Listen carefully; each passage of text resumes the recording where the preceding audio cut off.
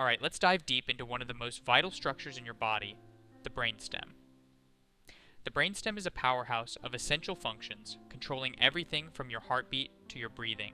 It's located at the base of the brain, just above the spinal cord, and is divided into three main sections: the midbrain, the pons, and the medulla oblongata.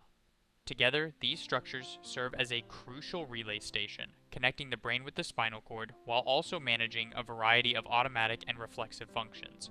But what makes the brainstem so significant? Let's break it down step by step and explore each section in detail.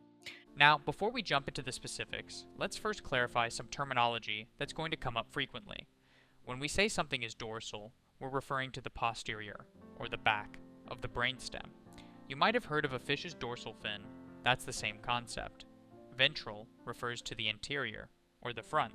Then we have rostral, which means towards the top of the head, and caudal, meaning towards the tail or feet, essentially pointing downwards.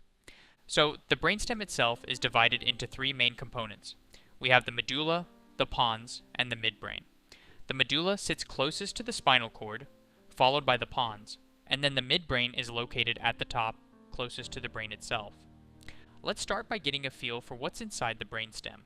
The brainstem contains several critical components, sensory and motor fibers, that allow for the relay of information between the brain and the rest of the body, nuclei for cranial nerves, and other important structures that regulate everything from breathing to heart rate. One of the most important things for you to know about the brainstem is which specific structures lie within each of its three sections: the medulla, the pons, and the midbrain, because this knowledge is crucial for understanding the clinical presentations of brainstem lesions. For example, stroke syndromes often involve specific regions of the brainstem and affect the body accordingly. To help understand that, you'll need to know which cranial nerves are found in which section, what tracts travel through each level, and which structures are medial versus lateral. For example, the medial medullary syndrome affects the medial part of the medulla, and knowing which structures are medial or lateral is key to diagnosing these syndromes. The same logic applies to the lateral pontine syndrome, where lesions in the lateral pons result in a very different set of clinical symptoms. We'll touch more on these stroke syndromes later. One basic skill you'll need is recognizing which section of the brainstem you're looking at, whether it's the midbrain, the pons, or the medulla. On a cross-section, the medulla and pons can both be recognized by the presence of the fourth ventricle at the top of the section. The midbrain, on the other hand, lacks this ventricle and instead has the cerebral aqueduct, a small, circular structure running through it. This is a clear visual marker. Additionally, in the midbrain, you'll often see the oculomotor nerve, which looks a bit like spider legs sticking out. When you spot those spider-like projections and the cerebral aqueduct, you know you're looking at the midbrain. Distinguishing between the pons and the medulla is a bit trickier, but one key marker is the inferior olivary nucleus found in the medulla.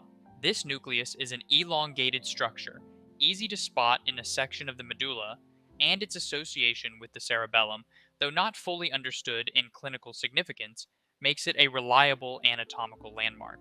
Now, let's talk about the major structures found in each section of the brainstem, starting with the midbrain. In the midbrain, the spinothalamic tract carries pain and temperature information from the body up to the brain. The medial lemniscus runs alongside it and carries proprioceptive and vibration information. Another key structure is the red nucleus, which plays a role in coordinating movement. Damage to the red nucleus can result in tremors and ataxia, which are signs of poor motor coordination. We also have the oculomotor nerve, or cranial nerve 3, which controls many of the eye muscles, and if damaged, can result in a condition called oculomotor palsy, where the eye is positioned down and out. Lastly, the cerebral peduncles contain the corticospinal and corticobulbar tracts, which are critical for voluntary motor control. Damage here results in upper motor neuron paralysis, affecting both the face and limbs. Now, let's move down to the pons. This region houses the vestibular nucleus, cranial nerve 8, which is responsible for balance and equilibrium. Damage here causes vertigo, nausea, and nystagmus, which are involuntary movements of the eyes. The facial nerve, or cranial nerve 7, is also located in the pons, and it has a unique course. It wraps around cranial nerve 6 before leaving the brainstem. This means that if the facial nerve is damaged, you'll see facial droop and a loss of the corneal reflex. The pons also contains the corticospinal tract, damage to which results in hemiparesis on the opposite side of the body. Another key structure is the abducens nerve, cranial nerve 6, which controls lateral eye movement. Damage to this nerve results in an inability to move the eye laterally, a condition known as abducens nerve palsy.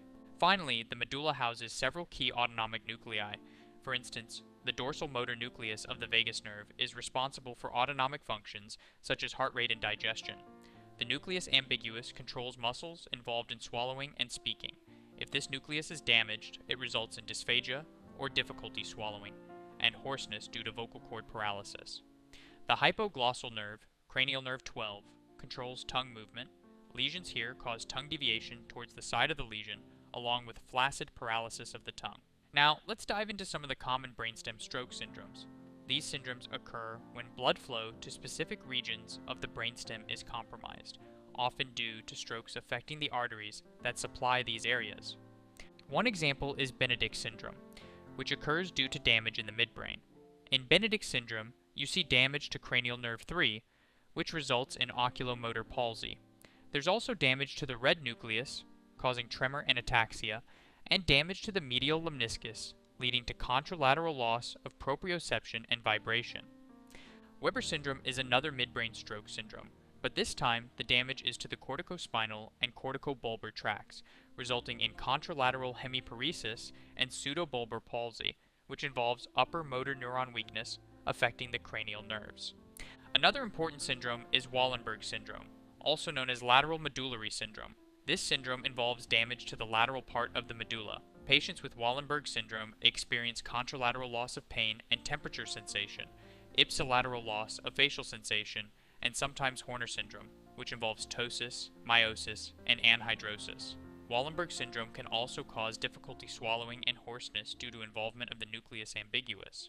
One of the best ways to simplify brainstem syndromes is by using something called the rule of fours. This rule is a straightforward method to localize lesions in the brainstem. According to the rule of fours, there are 4 cranial nerves in the medulla, 4 in the pons, and 4 above the pons. Additionally, the cranial nerves that divide evenly into 12 are midline motor nuclei, so nerves 3, 4, 6, and 12 are all midline cranial nerves, while the others are located laterally.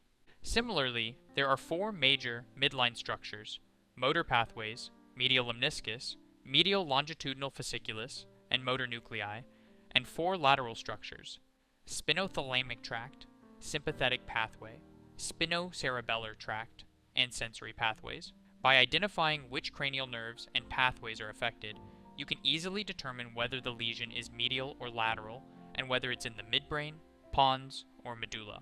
For example, if a patient presents with cranial nerve 3 palsy, hemiparesis, and contralateral loss of proprioception, you know you're dealing with a Weber syndrome in the midbrain. Meanwhile, a patient with contralateral pain and temperature loss, ipsilateral facial sensory loss, and Horner syndrome is likely dealing with Wallenberg syndrome in the lateral medulla. Alright, that wraps up our deep dive into the brainstem. We've covered its anatomy, key structures in each region, common brainstem stroke syndromes, and how to localize lesions using the rule of fours.